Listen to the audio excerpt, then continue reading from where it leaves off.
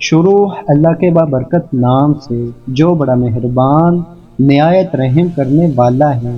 حضرت علی بن ابی طالب رضی اللہ تعالیٰ عنہ کی زندگی بے شمار شجاعت اور عدل کے واقعات سے بھری ہوئی ہے۔ اس کا ایک خاص واقعہ بہت مشہور ہے جو ان کی انصاف پسندی اور بہادری کو ظاہر کرتا ہے۔ یہ واقعہ جنگ صفین کا ہے۔ جنگ صفین ایک عظیم معرکہ تھا جو حضرت علی رضی اللہ تعالیٰ عنہ اور حضرت معاویہ رضی اللہ تعالیٰ عنہ کے درمیان ہوا۔ دونوں طرف کے سپاہیوں کی بڑی تعداد اس جنگ میں شامل تھی اور لڑائی اپنے عروج پر پہنچی ہوئی تھی۔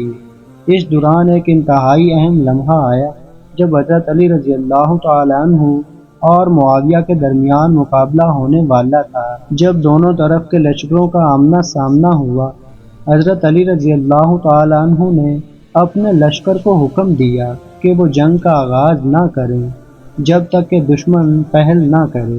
حضرت علی کی یہ ہدایات نہ صرف ان کی شجاعت کو ظاہر کرتی ہیں بلکہ ان کی حکمت اور تحمل کو بھی واضح کرتی ہیں۔ وہ لڑائی کے دوران بھی جنگ کے اصولوں اور انسانی حقوق کا خیال رکھتے تھے۔ ایک خاص موقع پر جنگ کے دوران حضرت علی رضی اللہ تعالیٰ عنہ کا سامنا ایک ایسے جنگجو سے ہوا جو بہت طاقتور اور بہادر تھا۔ اس شخص نے حضرت علی رضی اللہ تعالیٰ عنہ کے ساتھ ایک مقابلے کی درخواست کی۔ حضرت علی نے اس کی درخواست کو قبول کیا اور دونوں کے درمیان ایک سخت جنگ شروع ہو گئی۔ حضرت علی رضی اللہ تعالیٰ عنہ نے اپنی قوت اور مہارت سے اس جنگجو کو شکست دی، لیکن اس موقع پر انہوں نے ایک غیر معمولی فیصلہ کیا۔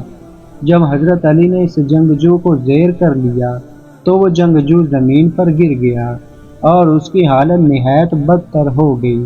اس دوران وہ جنگجو حضرت علی رضی اللہ تعالیٰ عنہ کے قدموں میں پڑا اور گڑ گڑاتے ہوئے کہا، میرے لیے بس ایک آخری خواہش ہے، مجھے معاف کر دو۔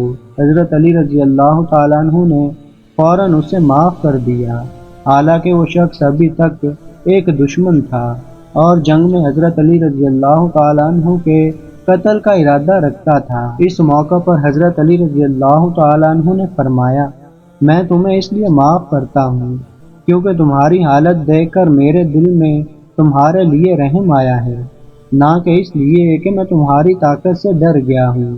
یہ واقعہ حضرت علی رضی اللہ تعالیٰ عنہ کی عظمت اور انسانیت کے ساتھ ساتھ ان کے دل کی بڑائی کو ظاہر کرتا ہے۔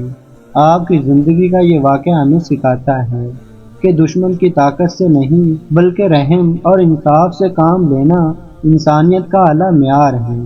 حضرت علی رضی اللہ تعالیٰ عنہ کی یہ معافی اور عدل کی مثال آج بھی انسانوں کے لیے ایک رہنمائی ہے۔